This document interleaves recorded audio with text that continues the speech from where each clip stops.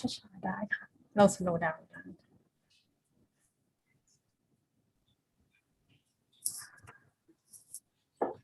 Yes.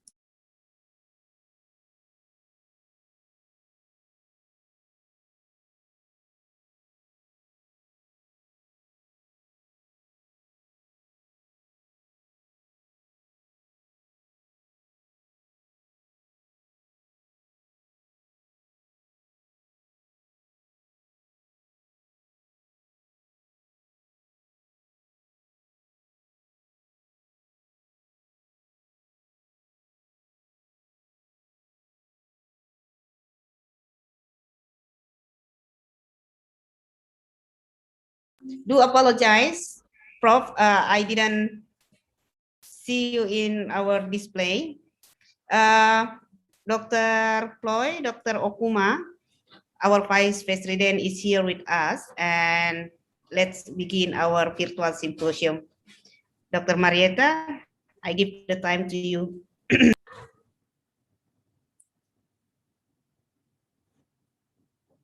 Okay. Bismillahirrahmanirrahim. Assalamualaikum warahmatullahi wabarakatuh. Good afternoon, everyone. The Honorable Vice Rector, Universitas Hasanuddin, Professor Dr. Nasrum Masri, PhD, SPMK Consultant, the Honorable Dean and also Vice Dean of Faculty of Dentistry, Universitas Hasanuddin, the Honorable the Chairperson of Virtual International Symposium Series 9, the Honorable Speakers, Dr. Kununya Pimolpurt, and also Dr. Nis Okuma from Mahidol University, Thailand, and also the Honorable all professors and all participants of Virtual International Symposium Series 9. Ladies and gentlemen, in this afternoon, me, Maret Taningtyas Dwi Aryani, I come from Universitas Airlangga. I will lead this Virtual International Symposium Series 9.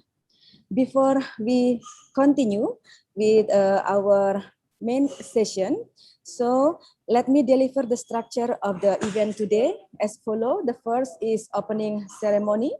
Then the second is opening speech from a Vice Rector of Universitas Hasanuddin. Then also I will deliver this meeting to the moderator. As moderator in this afternoon meeting is Dr. Andi Anggun Maulina, specialist oral medicine. Ladies and gentlemen, let's open this event. So now we invite Professor Dr. Nasrum Masri, PhD, specialist MK consultant, to give a speech. Professor Dr. Nasrum, time is yours.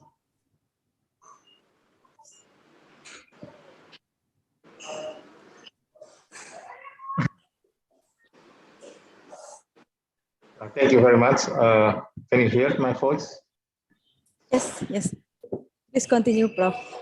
Okay, thank you. Assalamualaikum warahmatullahi wabarakatuh. Good afternoon and best wishes to all of us. The Honorable Dean and Vice Dean of the Faculty of Dentistry from two universities, from Airlangga University and from Hasanuddin University, and the honorable speakers. We have two speakers from Mahidol University, Ununya Pimolpurt and Nis Okuma.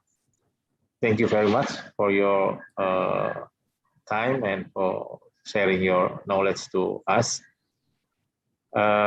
Ladies and gentlemen, for the Virtual International Symposium Series 9 with the topic Oral Lichen Planus, Diagnosis and Long-Term Management. I think this is a good topic. Actually, I am from medical faculty, and I think this is a case that sometimes we can get in our patient. At least at first on this occasion, I would like to invite all of you to offer gratitude to Allah Subhanahu wa Ta'ala for blessing us with the good health and opportunity to attend this event. Prayers and greeting to Prophet Muhammad Sallallahu Alaihi Wasallam and his family and relatives who have provided guidance to all of us.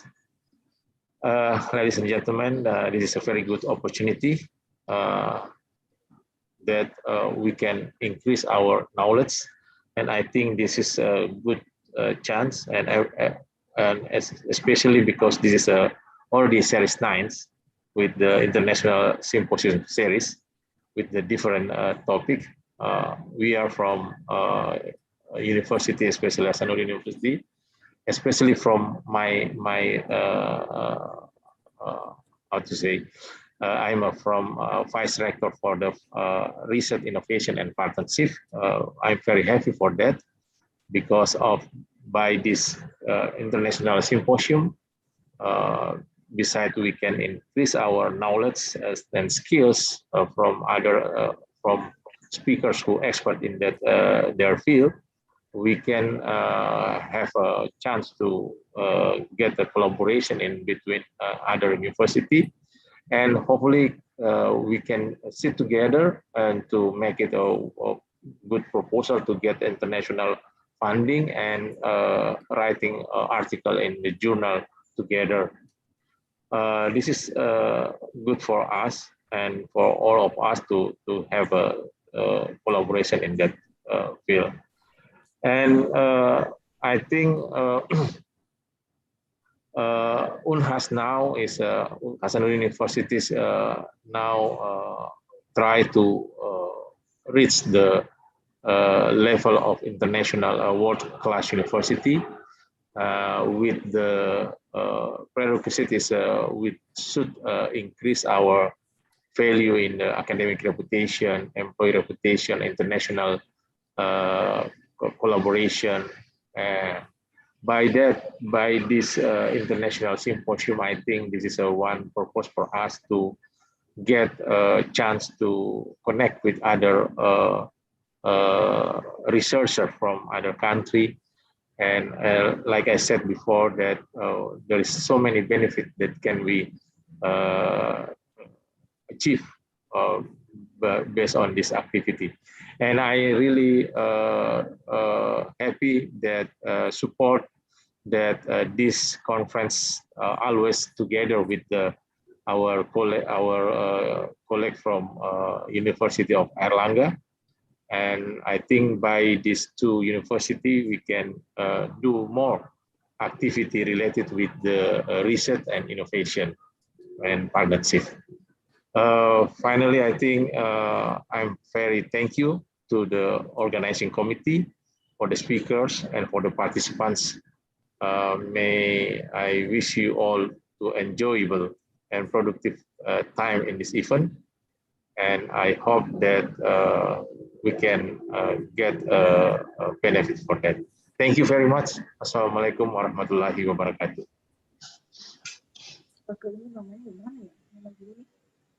That's the speech delivered by Professor Dr. Nasrum Masri, PhD, SP, MK Consultant. Thank you very much, Prof, for your speech.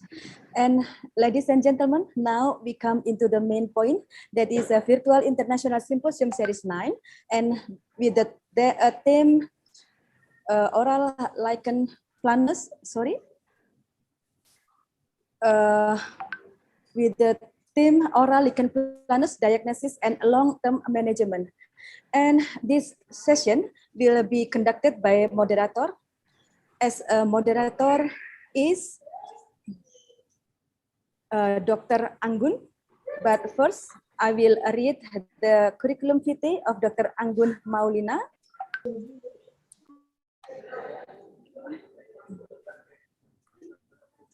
Dr. Anggun Maulina, a specialist oral medicine, born at Makassar, October 9, 1989. And now she is the lecturer at the Oral Medicine Department of Faculty of Dentistry, Universitas Hasanuddin, and she has a lot of research tongue in psoriasis patient at 2019, and she also got the professional training, a lot of professional training, but one of the professional training is socialization and training on using learning management system held by Oral Medicine Department, Faculty of Dentistry, Hasanuddin University on 2020. And also she has a lot of publication, and also she has be a national and also international speaker. One of them is first international seminar on clinical and research in dentistry with the title Oral Pemphigus vulgaris in Pregnancy, a Therapeutic Dilemma at Bali, 2018. So Dr. Anggun, now you can start the main session of this webinar. Now time is yours. Thank you, Master of Ceremony, Dr. Gigi Mareta Dwi Aryani. The Honorable Vice Rector of Hasanuddin University, Professor Dr. Nasrum Masri, PhD, SPMK Consultant, the Honorable the Dean of Faculty of Dentistry, Hasanuddin University, Dr. Gigi Muhammad Ruslin, MKes PhD, SPBM Consultant, the Honorable Organizing Committee of Virtual International Symposium Series, the Honorable all the speakers, Dr. Kununia Pimobutar, and Dr. Nis Okuma, our colleagues, ladies and gentlemen, distinguished participants, good afternoon and best regards to all of us. Assalamualaikum warahmatullahi wabarakatuh.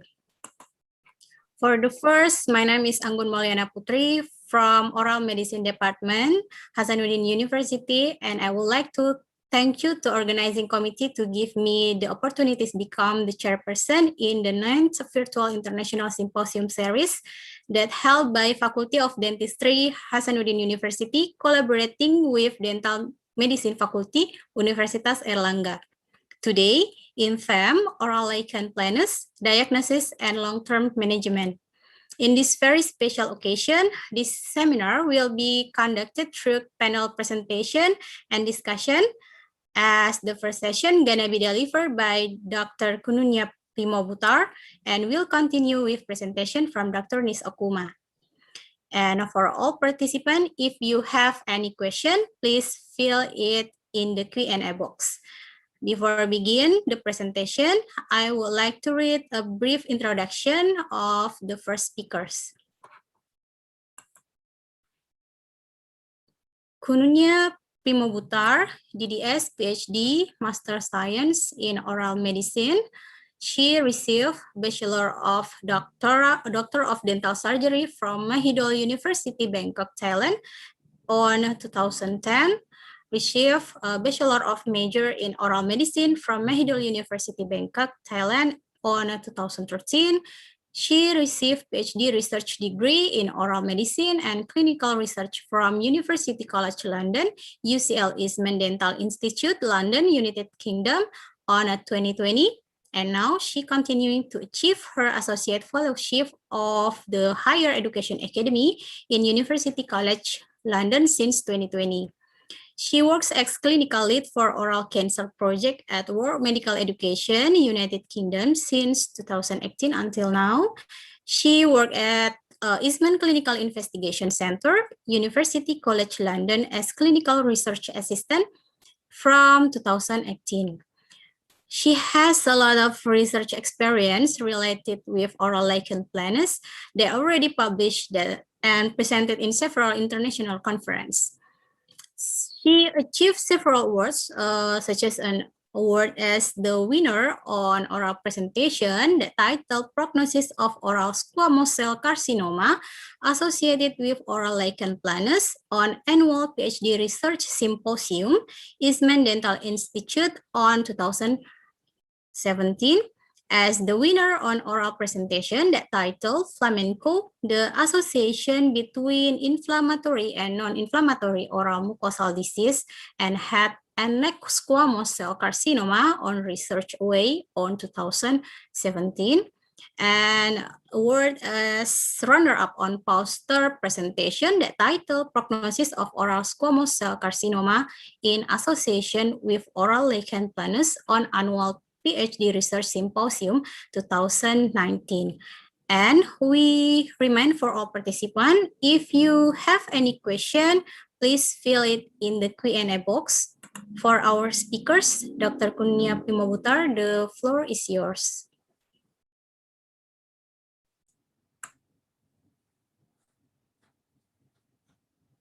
Thank you very much, Dr. Angkut, and good afternoon, everyone. And thank you very much for inviting both of us, me and Dr. Okuma, today to be here to share our experience in treating patients with oral lichen planus and also share about long-term management with this particular patient. So our talk, we're gonna switch between both of us, if you don't mind. So at the beginning will be my part, which I'm going to share my screen in a minute.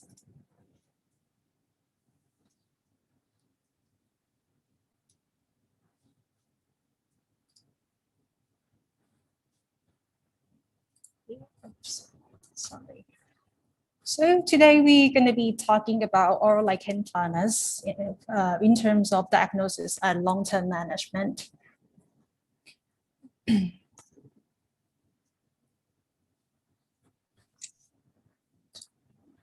So this is the topic that we will be covering today.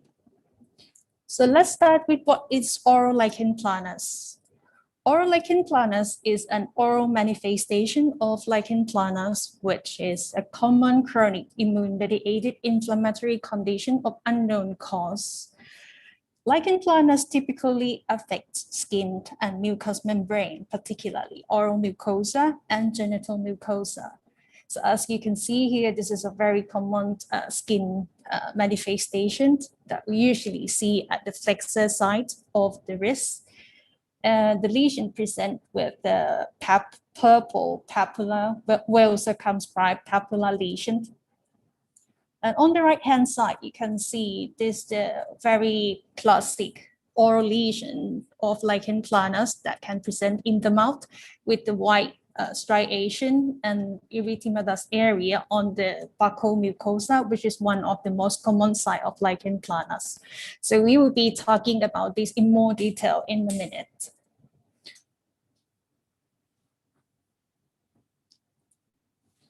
With regards to epidemiology, how common is oral lichen planus in the general populations? The reported prevalence of oral lichen planus ranges from 0.5 up to 4% in the adult population. And the age of onset is typically generally between 30 up to 60 years old. It's more common in females than in males. However, it rarely occurs in children. We can actually see in children, but it's quite rare. And based on this graph from the most recent systematic review, is the most recent paper reporting prevalence of OLP. OLP can be seen across the world with a wide range of prevalence reported in the literature, depending on geographical areas. So based on the country, as you can see here, it's ranged quite spread over the graph.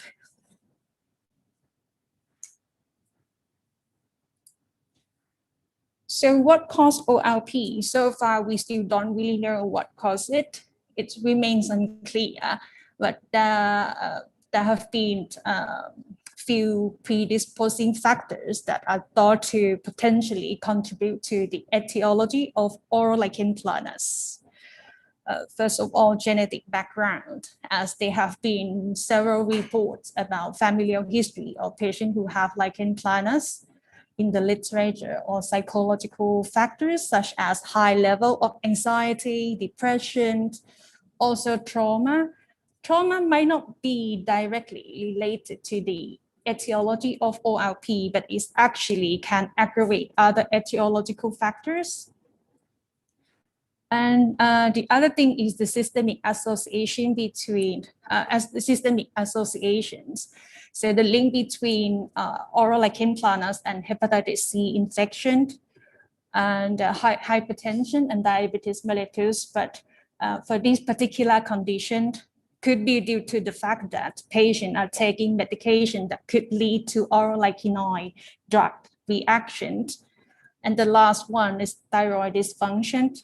The link between thyroid and oral lichen planus has been documented. However, there's still more robust evidence is required to confirm this association, because there's a link between both hyperthyroidism and hypothyroidism. So far, that's why we still need more robust study design to confirm whether there's any causal association between these two factors.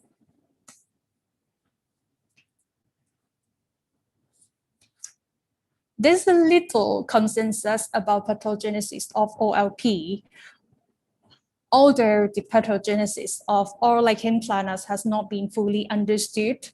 It is suggested that oral lichen planus reflects dysregulation of T-cell mediated immune mechanism, which ultimately lead to degeneration of basal keratinocytes, which is one of the common histopathological features that can be seen in oral lichen planus. And it is known that CD4 T cell and CD8 T cell are both activated in oral lichen planus lesion. But what remains unclear is whether there's only one antigen that triggers the whole pathway from CD4, CD8, and then leads to basal cell degeneration, or there might be two putative antigens that activate two different pathways. So there are a lot of study going on trying to characterize this association. In terms of clinical presentation, the clinical manifestation of oral lichen planus vary widely. Oral lichen planus typically, but not always, present in a bilateral and symmetrical pattern. And usually it affects bilateral buccal mucosa, followed by tongue or gingival lesion. So gingival oral lichen planus, or it could be called as desquamative, commonly present as desquamative gingivitis, which is the atrophic or inflamed or atrophic area. Also, it could be ulcerative area on the gum, which is not seems to be associated with local factors such as plaque. So as you can see here,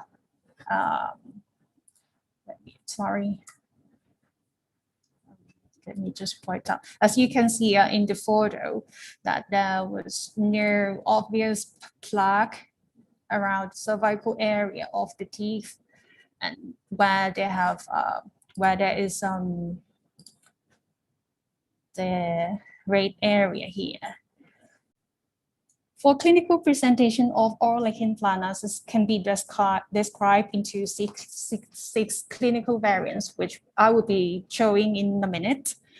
So the nature of oral lichen planus tends to persist for years with variable periods of exacerbation and remission. So sometimes patients need treatment because they have a very bad episode of oral lichen planus, and after treatment, they might go to remission period for years, seems to be stable, might not have any symptoms. So in terms of symptoms, can be some patient might not feel anything, basically no symptoms or asymptomatic, which usually see in those with reticular lesion or the white striation. And sometimes patient can report that they feel some sort of roughness inside their mouth. Or some patients just report that they feel burning when they eat hot food, spicy food, or even acidic food like lemon or lime. And then beyond that, they could have a very painful ulcerative lesion that could have a significant impact to their quality of life. They might not be able to eat, might not be able to speak, or swallowing.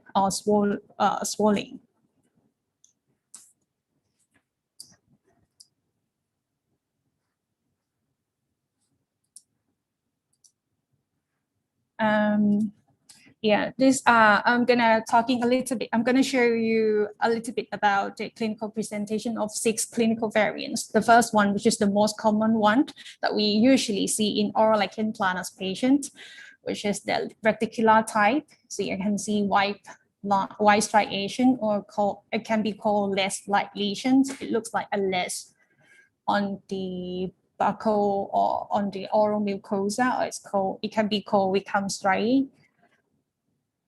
And then the next type is the papilla. So as you can see here, there's like a light white papules. There are a lot of white, small white spots on the buccal mucosa.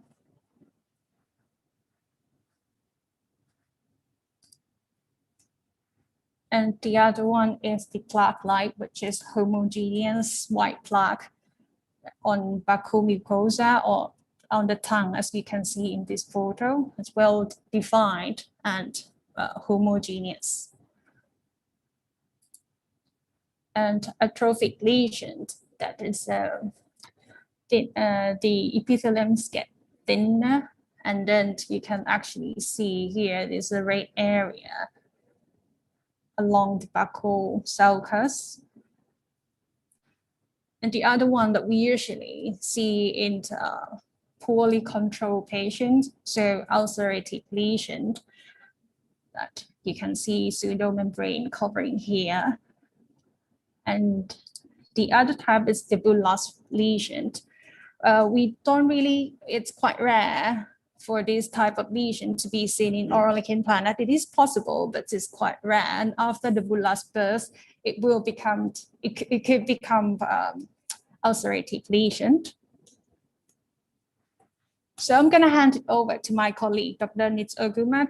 He will be talking about diagnosis and management, and then we'll be back to me in terms of malignant transformation of OLP and long-term management.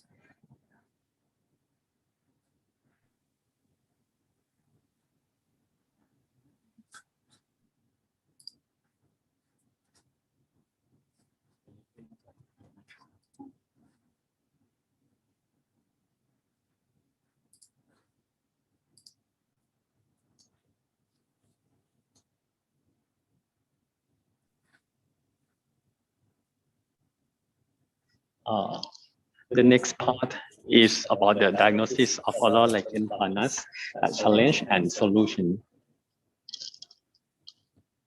The diagnosis of oral lichen planus lesion has some challenges, including there are many lesions of clinical and histopathological features. I'm sorry, Dr. Nis Okuma. Yes. Interrupt you. Thank you, Dr. Ploy, for the nice presentation. Next, the presentation will continue by Dr. Nis Okuma. I would like to read a brief introduction for our speaker, Dr. Nis Okuma. He is a lecturer of the Department of Oral Medicine and Periodontology Faculty of Dentistry, Mahidol University, Bangkok, since 2002. He received Doctor on Dental Surgery from Faculty of Dentistry, Mahidol University, Bangkok, Thailand in 2002. Received Master of Science Oral Medicine from Faculty of Dentistry, Mahidol University, Thailand in 2005. Received Doctor of Medicine from Faculty of Medicine, Ramati Wadip Hospital, Thailand in 2012. Received Diploma of the Thai Board of Oral Diagnosis Sciences in 2019. Dr. Nis Okuma has been actively published his research study in several reputable international journals that related to oral lichen planus. And for our speaker, Dr. Nis Okuma, the floor is yours. Thank you, Dr. Angkun. So we continue for the part of diagnosis of oral lichen planus. The diagnosis of oral lichen planus lesion has some challenges, including there are many lesions of clinical and pathological features that are similar to the lichen planus. And due to a variety of different factors, such as clinical features of lesion, location of lesion, changes in severity of lesion over the time, and histopathological features are therefore diverse. Histopathological features are not specific for oral lichen planus. Sorry.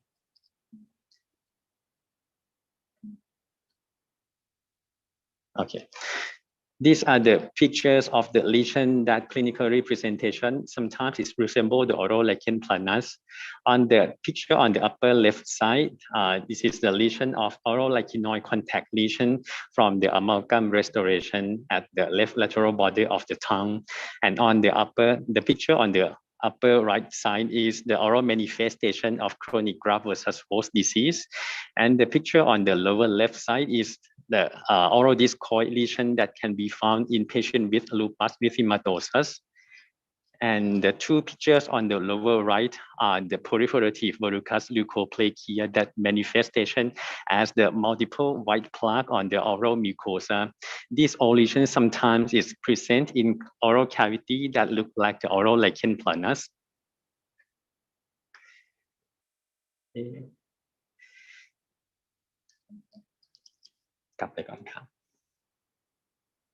Histopathological features of oral lichen planus appear on the spectrum. The variation in the intensity of inflammation in the histopathological features of the lesion, which may be related to the disease activity and treatment that obtained prior to the time of biopsy. Not only the lymphocytes, other inflammatory cells, including macrophage and the dendritic cell, may be observed in the tissue of the oral lichen planus, as well as the other type of cells that may be found, which depending on the character of clinical lesion and another concomitant inflammation, such as the neutrophil in the tissue sample from ulcerative lesion and the plasma cell from the gingival tissue that is commonly associated with parental disease.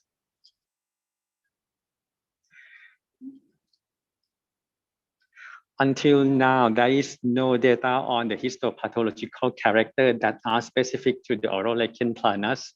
For example, the eosinophilic band that detect at basement membrane zone, although it is common finding in the lesion, but it is not consistent in every sample tissue. And liquefactive degeneration and civet bodies, which are an important diagnostic features of oral lichen planus. These also be found in other diseases such as oral lichenoid lesion and lupus erythematosus. Because there are no specific diagnostic features regardless of clinical character or histopathological features, therefore leading to the determination of the criteria for diagnosis, whether the WHO criteria in 1979 or the modified WHO criteria proposed by Van der Mee and Van der Waal in 2003. These criteria were established to make the diagnosis of oral lichen planus more accurate and validity. The modified WHO include the clinical and histopathological characters. For clinical criteria, bilateral involvement distribution of reticular lesion accompanied with any other clinical types are important features. The histopathological criteria consist of band-like infiltration of mainly lymphocytes confined to superficial lamina propria and liquefactive degeneration of basal cells, as well as the absence of epithelial dysplasia are important features to diagnosis of oral lichen planus. In addition to the accepted criteria mentioned previously, various authors have suggested different parameters that might be indicative for oral lichen planus and oral lichenoid diagnosis, which have similar important points, including the distribution of clinical lesion, changes in epithelium and dysplastic change, the distribution and types of inflammatory cells in the subepithelium, as well as the presence of perivascular infiltration that presents in the oral lichenoid lesion but not oral lichen planus.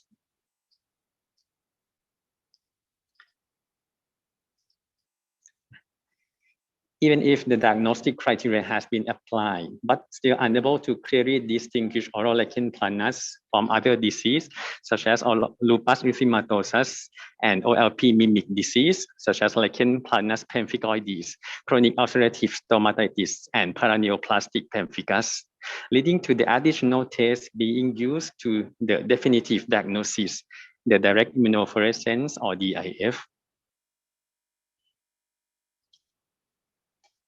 There were 2 studies in Thailand on direct immunofluorescent results in the oral lichen planus, both of which reported the overall sensitivity of DAF testing were 82.9 and 86.9%, and specificity was 100% from one study.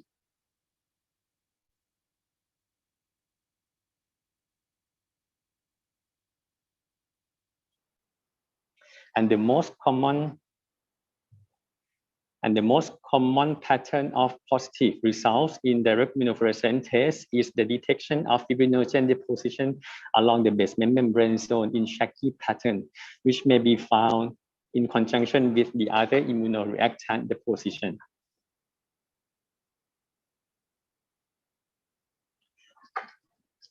The next part, I will move to the part of long-term management of oral lichen planus.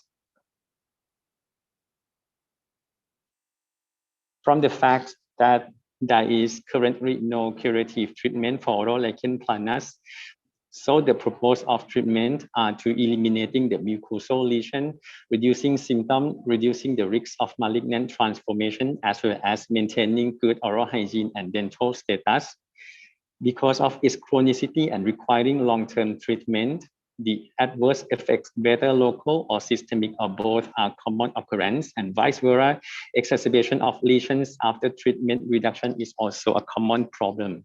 Not only treating lesion, taking good care of oral hygiene, elimination of irritation to oral mucosa, as well as behavioral modifications, particularly smoking and alcohol drinking cessation, are very important.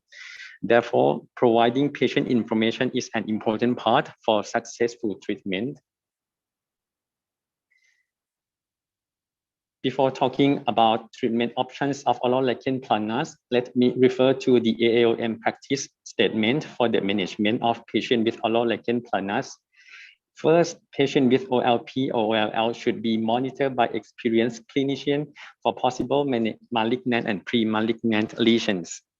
At the time of diagnosis, patients should be informed about the low but potentially increased risks of oral cancer, even if they are asymptomatic or well-controlled symptoms. And lastly, AAOM strongly supports the development of well-planned study of malignant transformation in oral lichen planus and oral lichenoid lesion. For treatment of oral lichen planus, medication remains the mainstay of treatment by considering the lesion characters and symptoms. For erosive or symptomatic non-erosive lesion, treatment often use a high potency topical corticosteroid. If not response, systemic corticosteroid may be used, may be considered depending on whether there are contraindication to use it or not, or may considering using the second line drugs such as topical cyclosporin or tacrolimus, which works with different pharmacodynamic mechanism.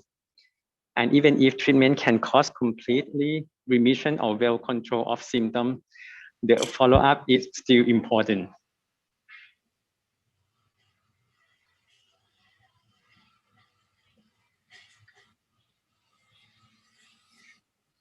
There are several treatment modalities for oral lichen planus lesions today, including a variety of the medication, the light therapy, either photochemotherapy, photodynamic or photobiomodulation therapy, nutraceutical supplement product, surgical approach, psychiatric assessment and treatment, and of course also emphasize the patient monitoring.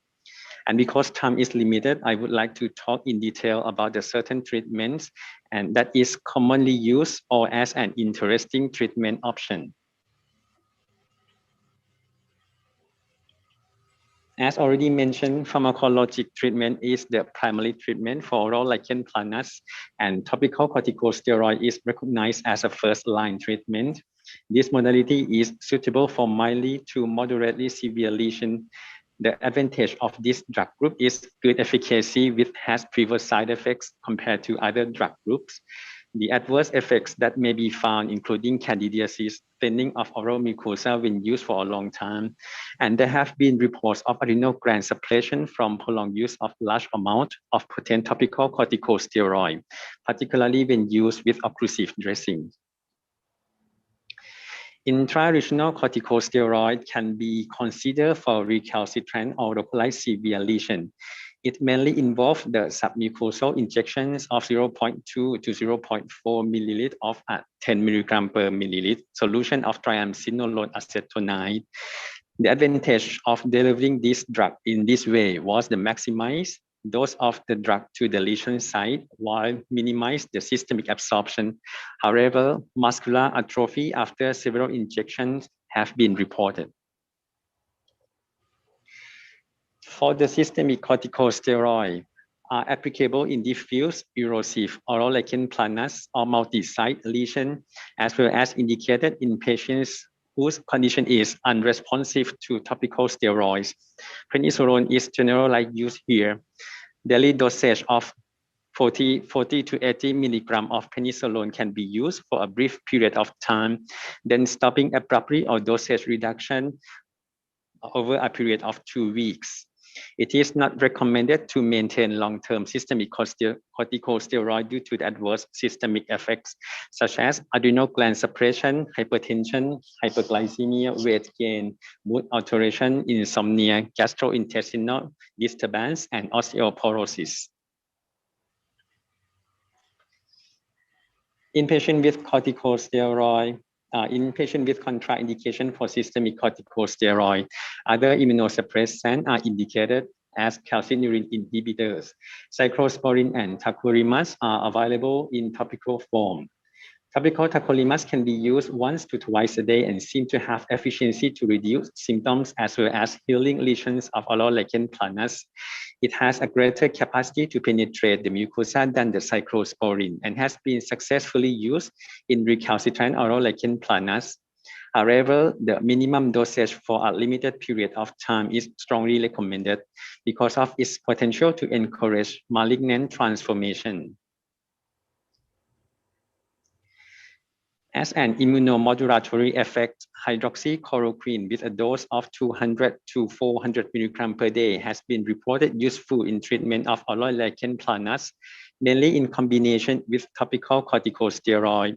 Due to its cost-effective safety and efficacy, these agents are currently being used to treat several autoimmune diseases. From this study, response to hydroxychloroquine was observed in 81% within 2 to 4 months after initiation of the therapy. But for adverse reaction, long-term use of hydroxychloroquine may cause irreversible retinal toxicity. This adverse effect is considered uncommon and increases with the duration of therapy. From the new data has shown that prevalence of hydroxychloroquine retinopathy being 7.5% in patients taking the drug for more than 5 years and increasing to 20 to 50% after 20 years. So annually, visual field examination are recommended. Recently, photobiomodulation therapy has been used for treating oral lichen planus. In recent years, a number of studies have reported that photobiomodulation have satisfactory results in treating oral lichen planus with minimal adverse effect. In this systematic review, study compared the results of photobiomodulation treatment with topical corticosteroids were included. Although there were differences in results, several studies show no significant difference between those in terms of pain reduction. And some studies reported the reduction of sign score in photobiomodulation group, which comparable to corticosteroid treated group. They conclude that photobiomodulation therapy appeared to be as functional as topical corticosteroid for treating oral lichen planus. However, high quality randomized controlled trial with long-term follow-up and standardized parameter of laser are recommended. And lastly, about the psychiatric therapy. Factors such as stress, depression, and anxiety have been considered as an etiologic factor in oral lichen planus. Stressful life events such as loss of job and love relationship and health stress were reported in 63% of subjects before the onset of oral lichen planus. Studies have shown that the combination of psychiatric drug therapy such as antidepressant and routine treatment of oral lichen planus was effective in reducing the size of lesion.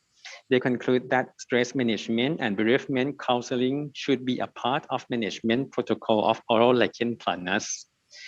And for the last part of long-term follow-up, I would like to leave this part for Dr. Kunanya to explain further.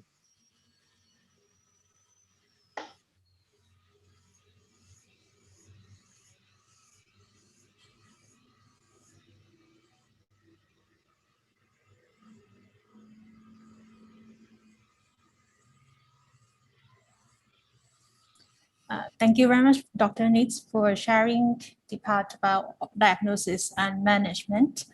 So successful diagnosis of oral lichen planus and also pharmacological management and non-pharmacological management, it's really important. But the other thing is the other thing that we should have at the back of our mind is oral lichen planus carries a small but increased risk of developing oral cancer. So meaning that patients with oral lichen planus could eventually develop oral cancer at some point in their life. With regards to the malignant transformation rates, it remains very widely among studies, ranging between 0% up to 5.8%.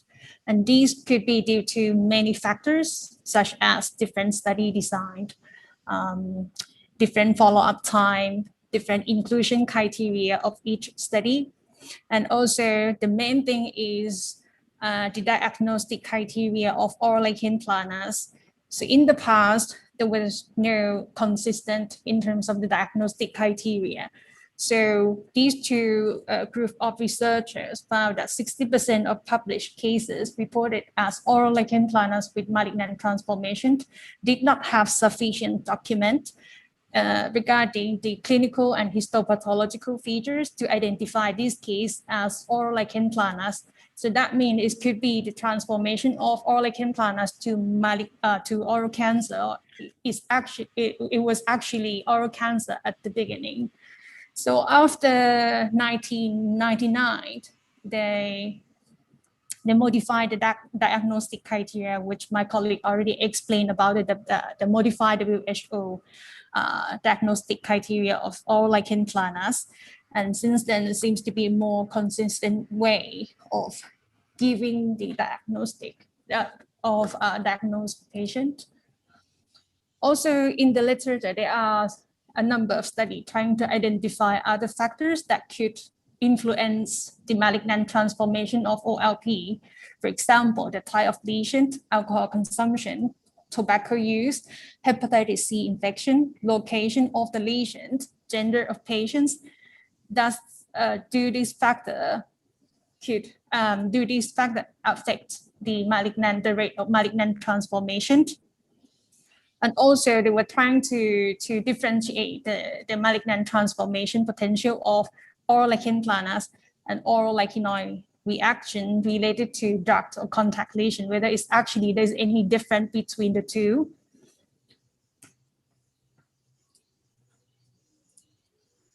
Over the past decade, there were 4 systematic reviews trying to measure the malignant transformation of oral lichen planus and oral lichenoid lesions.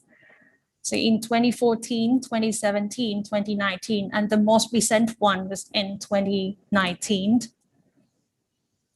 by this research group, Gonzalez Mole.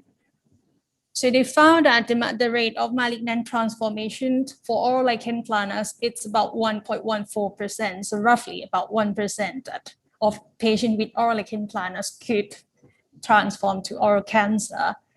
However, they found that the rate of malignant transformation for oral lichenoid lesions seems to be slightly higher, which around 1.18% up to 1.71%, and which is consistent with previous systematic review that the rate of malignant transformation was higher in oral lichenoid lesions compared to those with oral lichen planus. And they also identify other factors that could influence the malignant transformation. The location of the lesion on the tongue, the type of lesion, erosive lesion, are more likely to transform to oral cancer, and also the traditional risk factor for oral cancer, tobacco use, alcohol consumption, and also hepatitis C infection.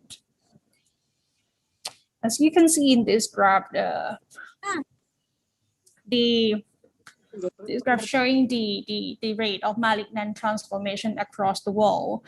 And as you can see, the bubble, the larger the bubble is, the larger the sample size was included. And then the range of rate of malignant transformation ranging from 0 up to nearly 10%, but the sample size is quite vary among studies as well. And yeah, I picked one of the cases that we see in our unit. So just to highlight the importance of careful monitoring of OLP patient.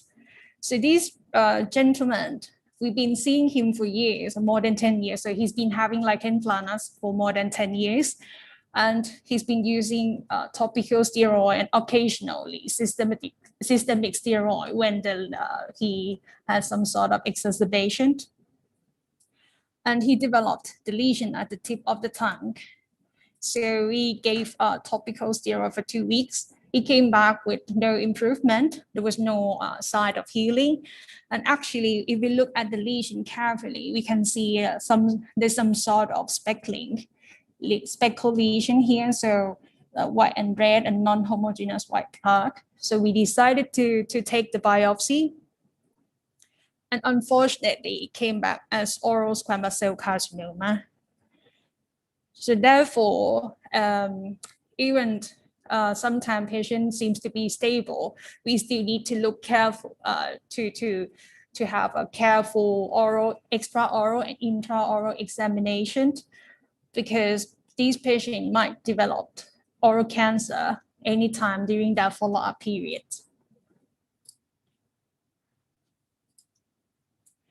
Yes, and we do know that oral lichen planus carries an increased risk of progressing to oral cancer, but little is known about the long-term behavior of oral squamous cell carcinoma associated with oral lichen planus. So basically, what happened during that follow-up period, like after patient with lichen planus developed oral cancer, what happened after that? So whether these patients are more likely to develop subsequent episode of squamous cell carcinoma, and compared to how is it compared to those with conventional or those conventional oral squamous cell carcinoma.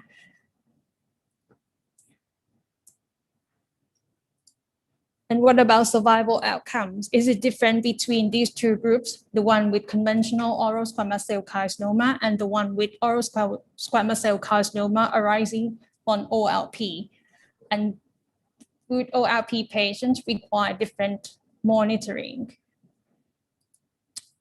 So far, there are 7 studies in the literature try to look at the long-term behavior of oral squamous cell carcinoma associated with oral lichen planus. And as you can see, so we look at the number of oral squamous cell carcinoma episodes during that follow-up period. So patients with oral lichen planus, after the first cancer, they seems to have multiple events of cancer during that follow-up period, despite the fact that their primary tumor were early stage, and they seems to have good survival outcomes. So more study is still required to more studies are required to see the difference between these two groups, and this might lead to a clinical guideline to monitor this patient. But together with this information that we have now, it's been highly recommended that these patients with OLP, apart from the normal treatment for their lesions, they require annual monitoring and a regular screening for oral cancer. And it's been recommended that at least once a year for this particular patient, for oral lichen planus patient. And for the time interval, how often we should see them. So far, there's no guideline, but this time interval could be adjusted depending on signs and symptoms of oral lichen planus at the time. And also we should take into account other risk factors that might increase the risk of malignant progression. And in the clinical examination, if there is any clinical suspicious lesion, an additional biopsy should be performed in order to rule out oral squamous cell carcinoma and get the definitive diagnosis, then to confirm that it's still oral lichen planus. So next part will be, we have one interesting case. And I'm gonna hand it over to Dr. Nitz again.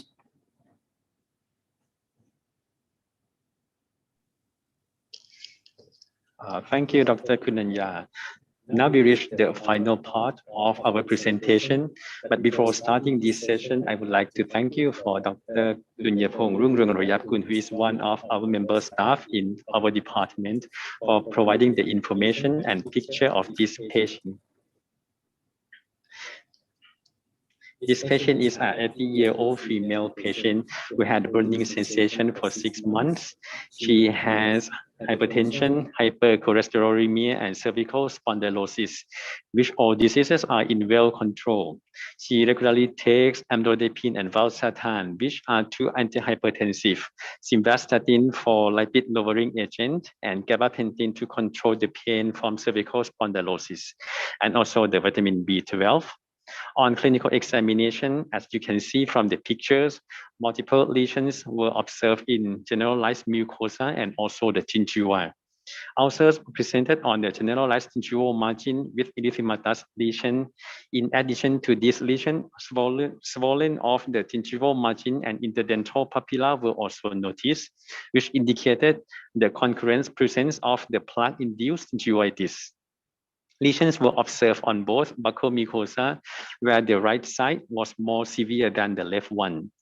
Ulcerative and erosive lesions with white striation were observed on right buccal mucosa. Atrophic and white striation were found on the left buccal mucosa. For achieving definitive diagnosis in this case, the incisional biopsy from lesion on right buccal mucosa had been done. Tissue samples were then sent for histopathological examination and direct immunofluorescence. The histopathological examination showed the atrophic parakeratinized stratified squamous epithelium, which covered the fibrous tissue, and dense band-like infiltration of chronic inflammatory cell was seen subepithelially. And a few nodular areas of chronic inflammatory cells was observed in the fibrous tissue.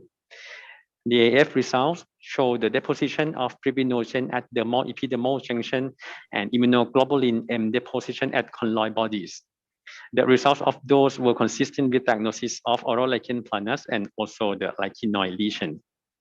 After the biopsy was done, we started the treatment with topical fluocinolone acetonide 0.1%, which is in oral paste, and dexamethasone mouth rinse with nystatin oral suspension. 2 weeks later, the lesion was not improved. Then systemic steroids were considered. However, concerning of her age, we prescribed the lower dose of prednisolone, which was 0.5 milligram per kilo per day, together with topical medication. The systemic drugs was tapered by 10 milligram every 3 days for 2 weeks.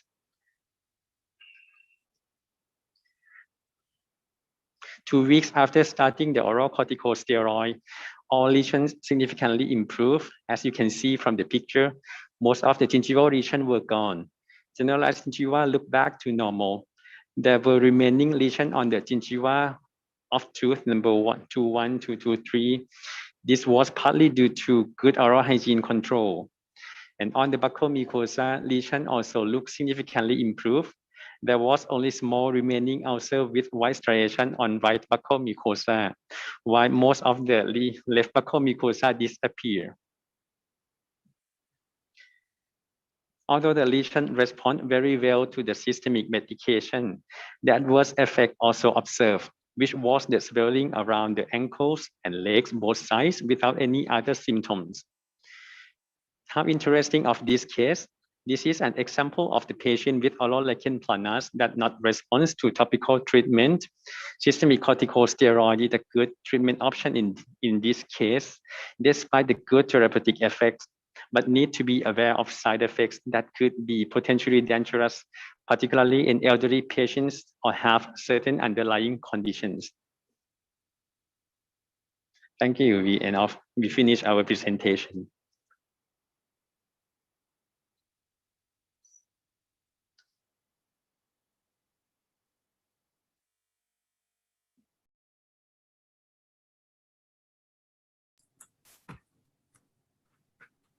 Okay, thank you, Dr. Kununya and Dr. Nis Okuma for your nice presentation.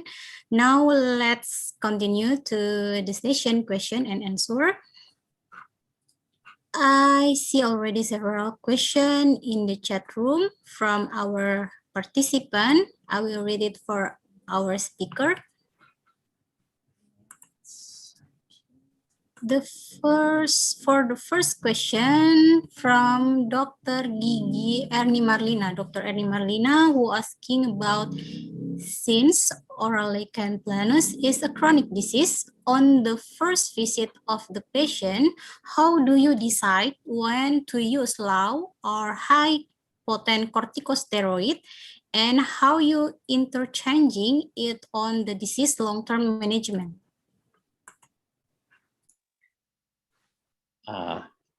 Who wants to answer this question? Okay, I will answer. Yeah. Basically, in symptomatic or erosive lesion, we consider according based on the severity and symptom of the patients. In erosive lesion and almost symptomatic non-erosive lesion, the recommend the use of high potency topical steroid is the first line or first choice of the treatment. And for the low potency, actually we don't use the low potency. Intermediate potency astraemsinolone may be used to maintenance when the lesion is in control. So the answer is we start with the high potency topical steroid for erosive or symptomatic non-erosive lesion. Dr. Kununya, have you any additional comment or other opinion? Yeah, so it's the same things as Dr. Nis already explained. Yeah, because this is how we deal with the patient in our unit here. Okay, I hope the answer is clear enough. So we move to the next question. This question from Dr. Maria L. Ryan. She asked, but when do you decide to repeat intralesional therapy? What are the considerations? Who wants to answer? Dr. Kununya or Dr. Okuma? Okay. Okay, I will answer. Yeah. We consider based on the severity of the lesion. This is not a routine use or routine delivering system of the medication. In case that severely control or recalcitrant lesion that localized, not widespread lesion, we decide to use the intralesional steroid injection, or in some patients who contraindication for the systemic corticosteroid. this is another better choice than the systemic corticosteroid. So we consider based on the clinical character, severity of the patients, and contraindication to use the systemic corticosteroid. And once start and repeat dose, again, it depends on the severity and response to the other treatment. There is no recommendation guideline to recommend about the regimen of the intraregional, but from the case report, they do the injection 1 dose per week, along with the prednisolone, along with the systemic corticosteroid. But in my real practice, I do the injection not too frequent, because you know that it is a localized, but by the injection, the systemic absorption is happened more than the topical use. And the report of the muscular atrophy is also reported. So aware of these adverse reactions. So I try not to use these too frequent, around 1 or 2 months, one time, and 1 to 2 months, not too frequency.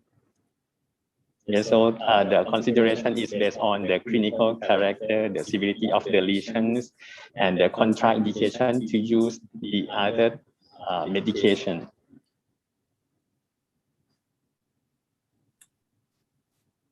Yeah, thank you, Dr. Okuma. I think is it clear? So we're gonna move to the next question from Dr. Dedi Ariwansa. He asked about, is any clinical view difference among oral lichen planus might be caused by stress and other etiology?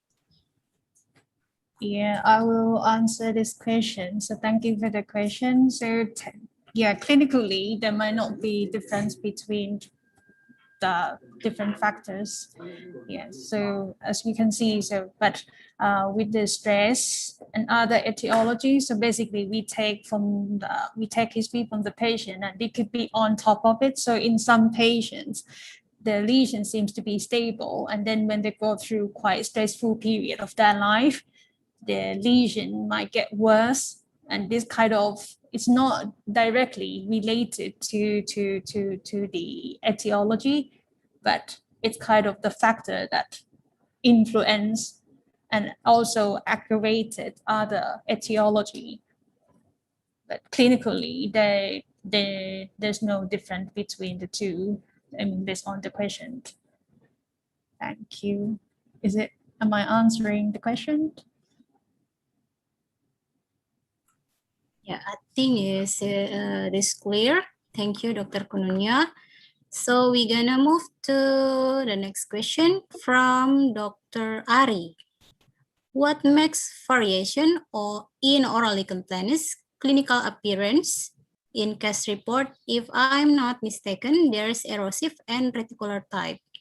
Thank you in advance.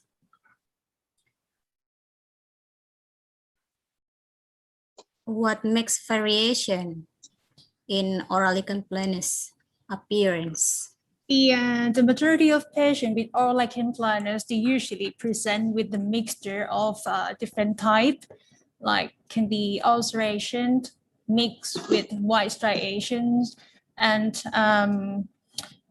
it depends. So normally, there's one thing that could make it worse. Like for example, if there's some sort of factor like trauma, or keep rubbing to that area, and then from reticular type can change to ulcerated type, but there's no particular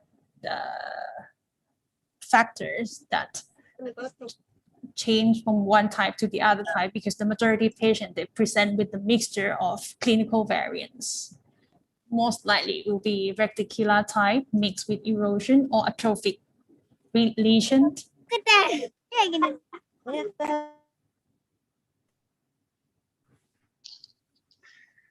I would like to add some more answer. Sometimes the lesion erosive or the ulcerative lesion is result from the trauma in the oral cavity. So it's usually to see the patient that present in the buccal mucosa bilaterally but asymmetrical distribution. One side is look more severe than the other side, and the trauma from the teeth, trauma from the denture may be a cause from resulting in that presentation, because in the lichen planus, and the attachment between the epithelium and the connective tissue is weakening, so it's easily to dislodge, easily to loss of the epithelium and resulting in the ulcerative or erosion. So trauma to the mucosa is one of the factor that can cause the inflammation, erosive or ulcerative lesion in a lichen planus.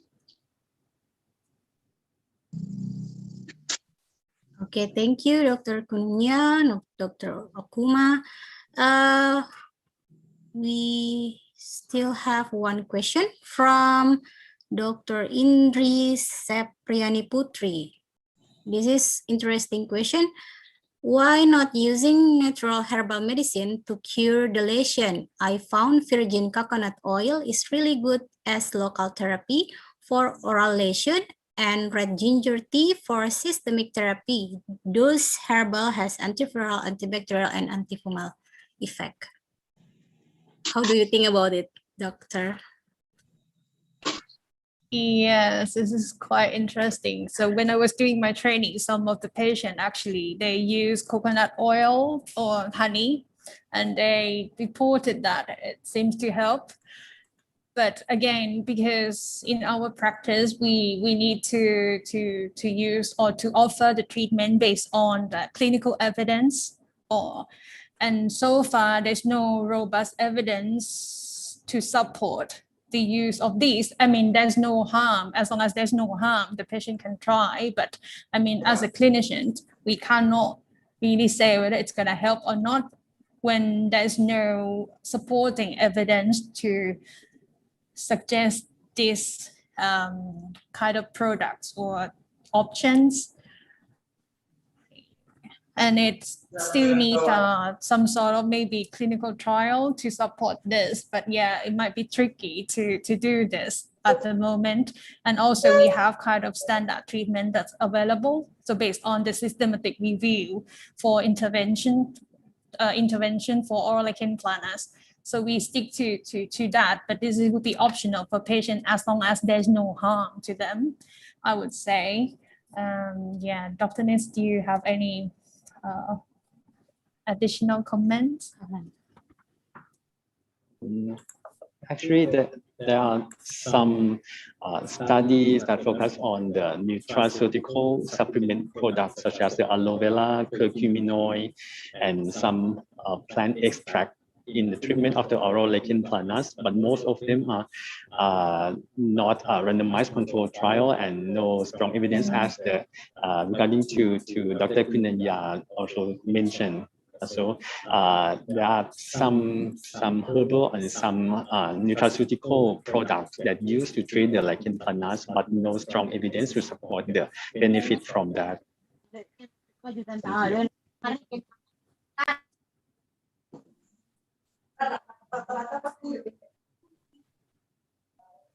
Thank you, doctor. So we still have enough time. Oh, there is more question from Dr. Fatima Fauzi Basamala. She asks about, are all those who have oral lichen planus manifestation definitely on hand, or is it just a predisposing factor?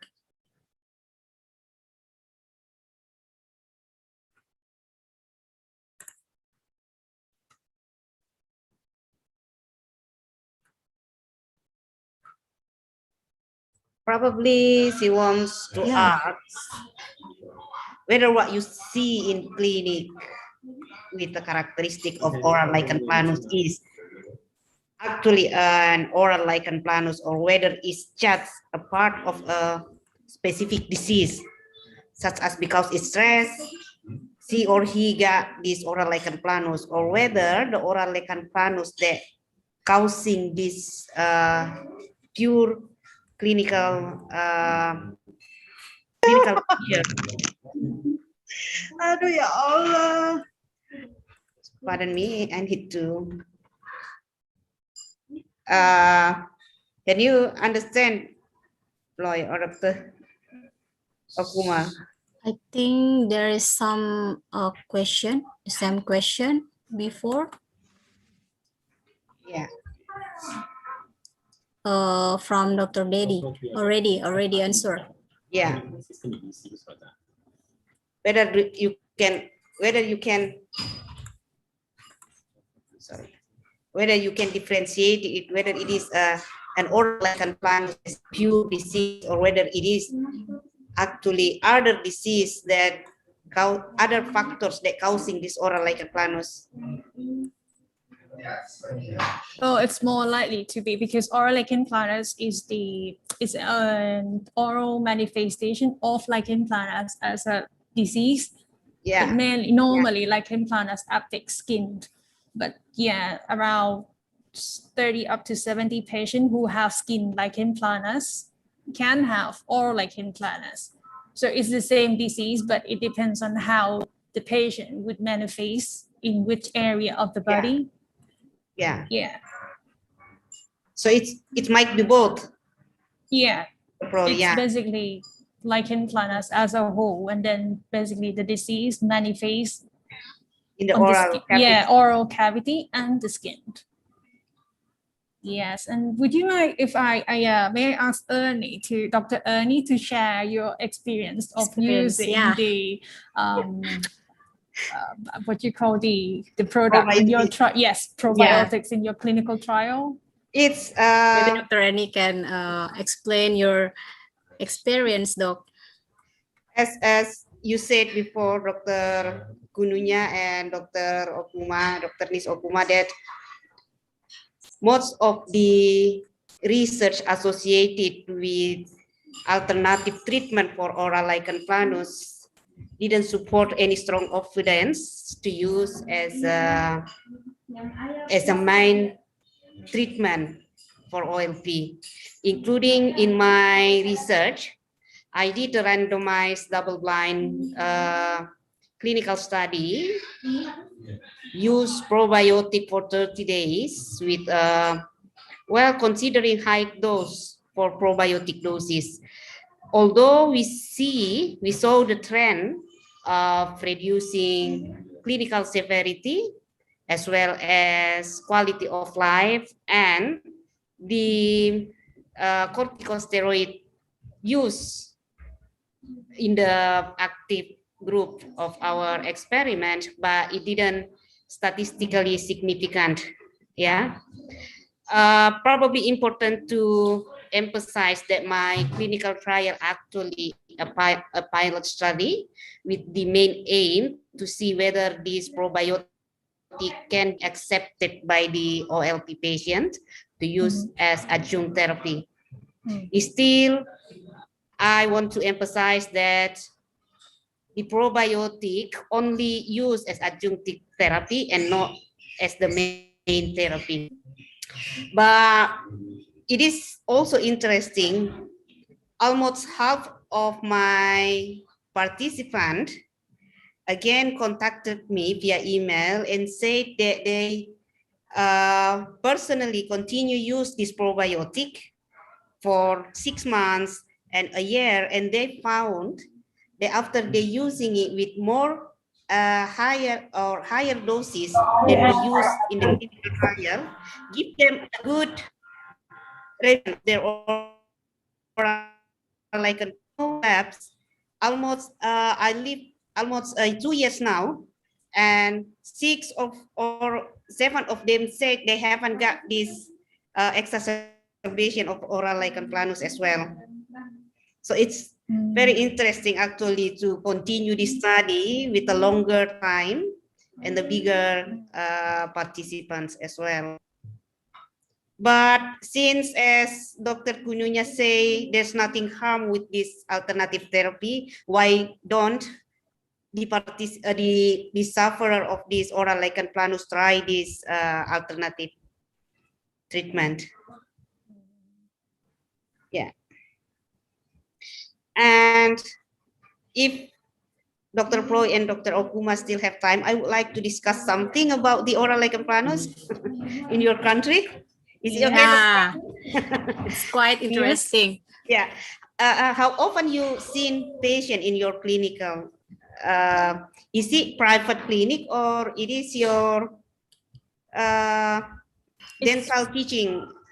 Yeah, it's part of university hospital clinic, so it's part of the teaching, and also we run the oral medicine clinic as well. Mhm. And yeah,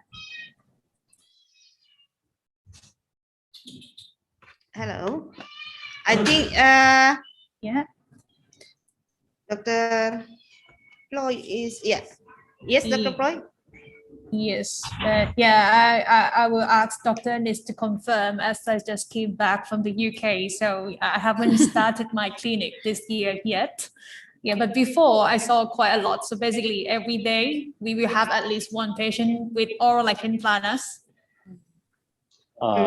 Yes, in my experience, the oral lichen planus is the most common lesion in the oral medicine clinic, oral lichen planus. And for the numbers of the patient, I have the time for treatment to the patient one period a week. And in one period, I have oral lichen planus patient around 8 to 10 patients for one period of time. And also, I think this is the same number as the other oral medicine specialists here. Okay, and if you don't mind me to ask, since this OLP is a chronic disease and we need to manage it long term, Yeah. do you have in your national health system that they guarantee or they pay for this kind of disease to long-term follow-up? This oral lichen planus, as you remember, in UK, it doesn't matter at all how long you need to follow up this kind of patient and what treatment you need or what kind of examination you need.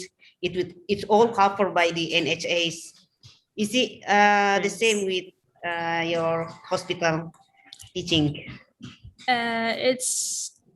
I would say part of it is quite similar to the UK, but part of it's different because for the medication, some of the patient might not be able to claim it, like to reimburse from the the health insurance. So they might need to pay from their pocket, or they might be able to claim it from different sources.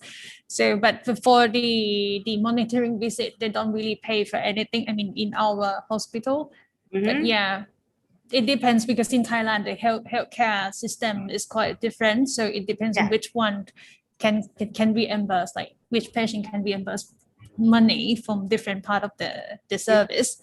But more or less, yeah, they still okay to be follow up in the long term because it doesn't cost that much. I mean, per visit. Yeah, and one more question: how long you have been follow up a patient? I mean, do you have an average for the oral lichen planus like 6 years, 7 years? I have seen some oral lichen planus patient, but then I think they not stay with me for more than 2 years. I think the patient get bored with the condition itself because I couldn't promise them that this disease will not be exacerbated. And they get, get bored with how we manage the treatment. Yeah. Yeah. In your experience, Dr. Okuma, Dr. Gununya, how long you have been treated in the long term? Yes, The longest. in my experience, the longest follow-up time is about 18 years, Wow. almost 20. Yes, this is the longest time of the follow-up. But yes, as we said that most of the patient become bald and lost follow-up at the time, but the longest time is about 18 years. It's excellent because you can see how this disease relapsed and exacerbated, and Yes. so in following up this the severity of this disease, have you ever observed that on the first step the disease usually in reticular form and longer time of this time for the period of the lichen planus, they get transformed to more severe phenotype? Yeah. Yes, I explained before as the nature of the disease itself that can fluctuate over the period of time. So that means sometimes can present with ulcer and then it heals and then it became just reticular lesion or even just mild atrophic lesion. So it's kind of fluctuating over time with this particular lesion, although there's no cure, but yeah, it can be better, it can get worse. Yeah. So it's not necessary say that on the first visit we always find only a reticular type, which is mild type of this. Yeah, it could be very severe, like ulcerative lesion at the beginning, and then after the treatment, it seems to be better, became just reticular white, like reticular lesion with no symptoms. Okay then. Yeah. Thank you so much. Thank you, Dr. Ernie. I would like to explain more about this point. Sometimes when it new presentation form or clinical type of the lichen planus from the reticular that is very common into some type that is rare form, such as no, that is not rare, but uncommon form. Like a plaque type. Sometimes it's transformed into the plaque type, or it's changed into plaque type, or new lesion develop as the plaque type. Sometimes you have to think the possibility of the other disease that happen in the oral lichen planus patient, because sometimes it's not a lichen planus, it's a leukoplakia or it's other disease entirety. So maybe sometimes it's need to do a repeat the biopsy again if the character of the lesion is not the characteristic of the lichen planus. Okay, thank you. Okay, thank you, Dr. Nisokuma. We still have one question from Dr. Lani Berlina. She asks about, is the emergence of oral lichen planus directly in the various forms, or is it actually an initial formation which was later modified?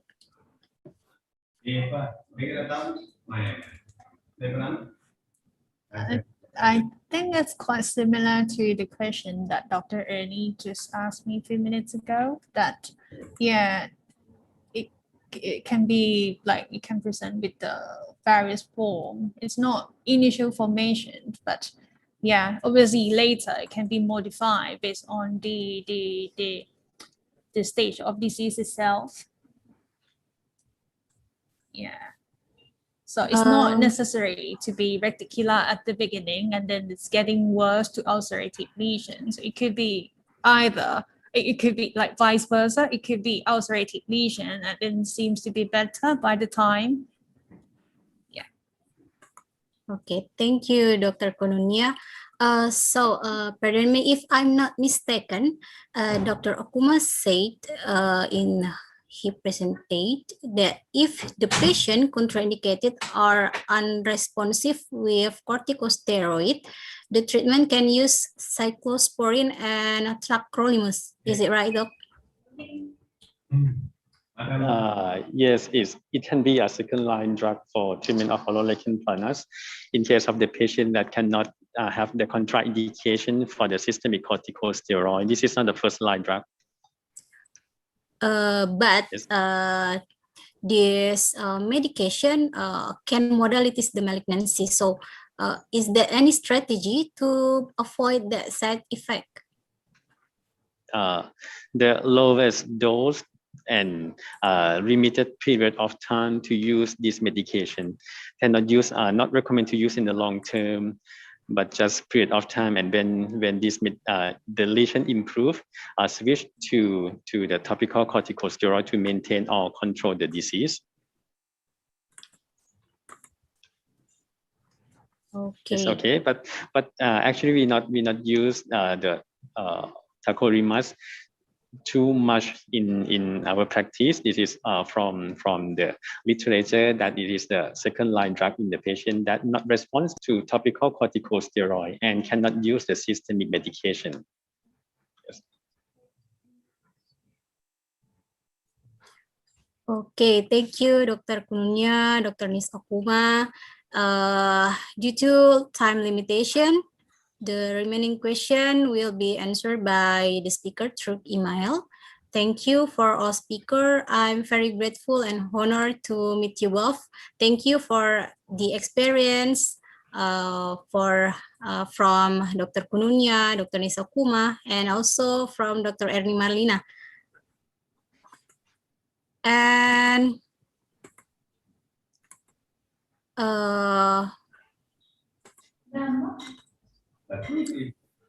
before I close this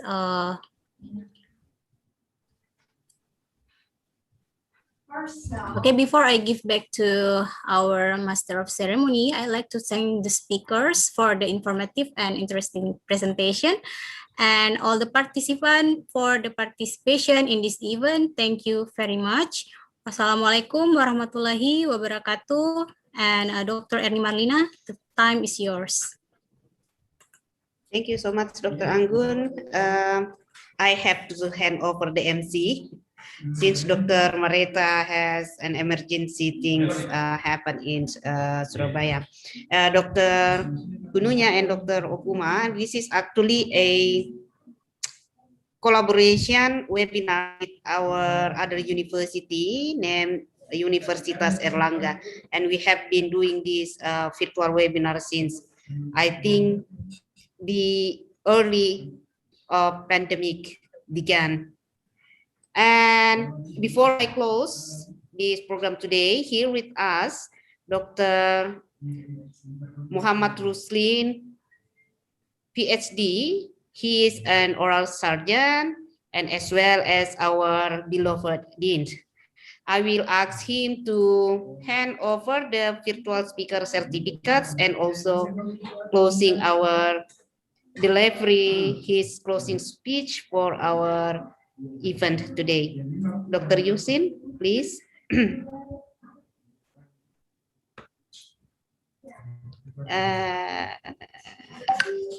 Dr. Ruslin, we cannot hear you, Doc. Hello. Yeah. Hello. Okay. Yeah. Good. Thank and you very much. Yeah. Thank you very much, Dr. Ernie Marlina. I would like to say hello to our speakers, Kunuya Pimol Booth, and also Nis Okuma. Thank you very much for your dedication to give lectures, good lectures. And I would like to deliver your certificate. The first is to Dr. Kunuya Pimol Booth. Thank you very much. This is your certificate. We deliver with virtual. Thank you very much. Yeah. And for the second speakers is Dr. Nis Okuma. This is your certificate. Thank you very much. Thank you very much.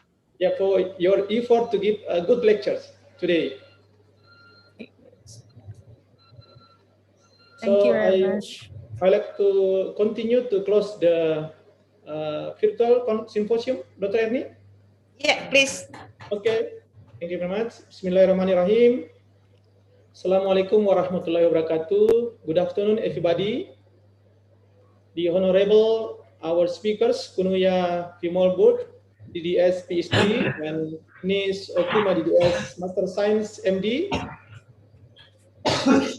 Ladies and gentlemen, all distinguished participants, Alhamdulillah Rabbil Alamin, all praise and gratitude to Allah Subhanahu wa Ta'ala, so that we we all have the time and opportunity to participate in this event, Virtual International Symposium Series 9, with the theme Oral Lichen Planus, Diagnosis and Long-Term Management. Organized by the Faculty of Dentistry, Hasanuddin University.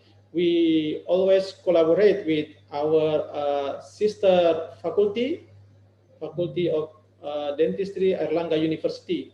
I am very happy and delightful with all participants. And ladies and gentlemen, it's an honor for us to able to meet and have a shared knowledge in this occasion. In a new normal pandemic situation, we must always increase the level of our knowledge and clinicians, both offline and via online. As we know, our lichen planus is a chronic autoimmune mucocutaneous disease that usually involve the oral mucosa, which is chronic inflammation affecting and squamous layer epithelium, and sometimes mistakes are made during a diagnosis. For that, we hope that with this meeting, we can improve our knowledge in diagnosis and managing patients with oral lichen planus. A heart gratitude and respect to distinguished speakers, Kunuya V. Molburt, DDS PhD, and Nis Okuma, DDS MS Master Science MD, for providing the opportunity to share valuable knowledge and experiences with us. We wish we could have you in person in our city of Makassar, probably after pandemic's over. To all participants, I hope you an interesting, productive time and stimulate discussion during this symposium, and apologize if they're inconvenience in this event. I really hope to see you again at our next international and national events. Once again, I thank of all you for joining this symposium and look forward to seeing you again. Thank you very much. Assalamualaikum warahmatullahi wabarakatuh. Thank you so much, Dr. Muslim. Again, I couldn't say more enough words to say thank you for Dr. Kununya and Dr. Nis Okuma for being here with us, sharing your experiences, and hopefully for our next meeting or our next event, you can join us again. It was our pleasure to be here to discuss the cases and everything. So thank you very much. I would like to close all colleagues. Many thanks for your attendance today, and I wish that you all can get more understanding on the long-term management of OLP. And also, I would like to say Alhamdulillah, thanks God that our virtual symposium 9 was run smoothly with brilliant presentation and presenter from our neighbor country. Yeah, I hope that may you all have a blessed health and knowledge. Stay safe, everybody, and see you on our next meeting on FIS 10 on June 2021. Dr. Afif, can you share the flyer for our next meeting? It will be about sleep disorder with a speaker from America. Yeah, if you would like to interest, I will send you all to your email. Thank you so much. Yeah. And this is also to welcoming our dental vocational, which will be open soon in conjunction with the dental sleep medicine course. Yeah. Ladies and gentlemen and college, this is our next virtual symposium on June 2021. Okay, I would like to say Assalamualaikum warahmatullahi wabarakatuh, and thank you all. Thank you so much, Dr. Kununya and Dr. Nis.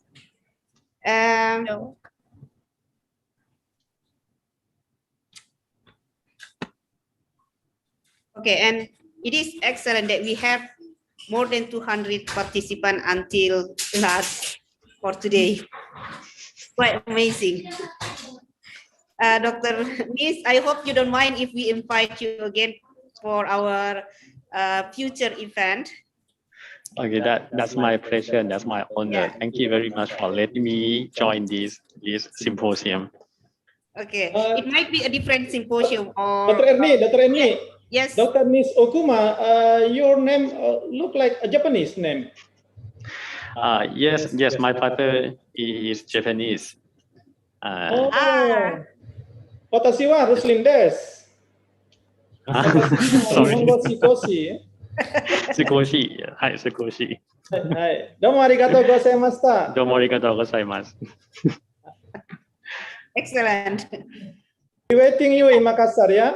Hope we can meet together with Kunuya, not on virtual, yeah?